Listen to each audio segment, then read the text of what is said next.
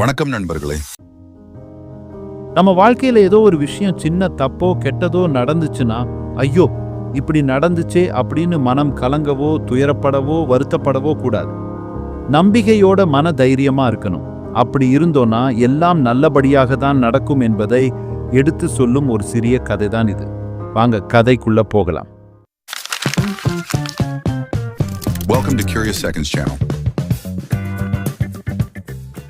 முன்னொரு காலத்தில் மலையை ஒட்டிய ஒரு சிறிய கிராமத்தில் துறவி ஒருவர் வாழ்ந்து வந்தார். அவர் பிறப்பிலிருந்தே பார்வையற்றவராக இருந்தார். ஆனால் அவரது ஞானம் மிகவும் பரந்ததாக இருந்தது. கிராமவாசிகள் எப்போதும் அவருடைய ஆலோசனையை நாடினர். அவர் தனது பெரும்பாலான நாட்களை மலையின் மேல் உள்ள கோவிலில் தியானத்தில் கழித்தார். ஒரு நாள் ஒரு ஆர்வமுள்ள இளைஞன் துறவியை பார்க்க கோயிலுக்கு வந்தான். அவர் துறவியின் ஞானத்தை பற்றி கேள்விப்பட்டிருந்தான். அவரிடமிருந்து கற்றுக்கொள்ள விரும்பினான்.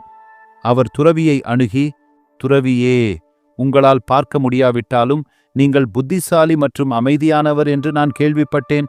ஆனால் என் வாழ்க்கையில் பல விஷயங்களால் நான் கஷ்டப்படுகிறேன். எனக்கு ஏன் கெட்ட விஷயங்கள் நடக்கின்றன என்பதை என்னால் புரிந்து கொள்ள முடியவில்லை. ஏன் என்று எனக்கு கற்பிக்கிறீர்களா?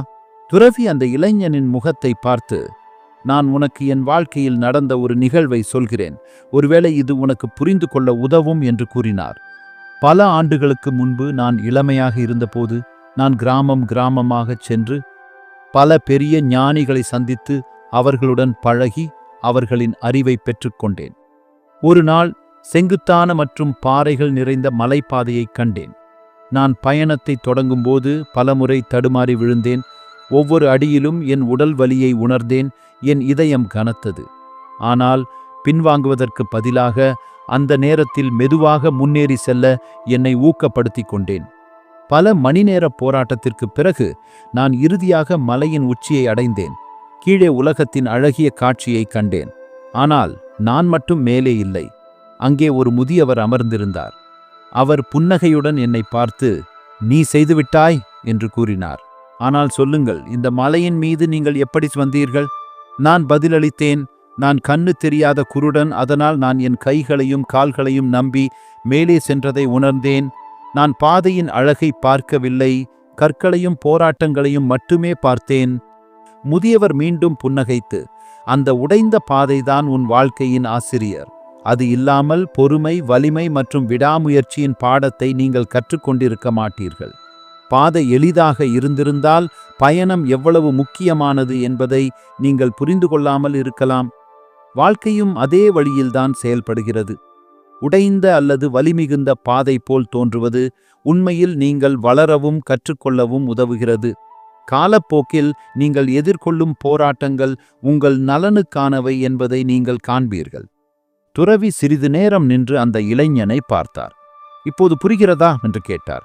அந்த இளைஞன் ஆழ்ந்து நெகிழ்ந்து தலையசைத்து, ஆம் துறவியே, எனக்கு புரிகிறது.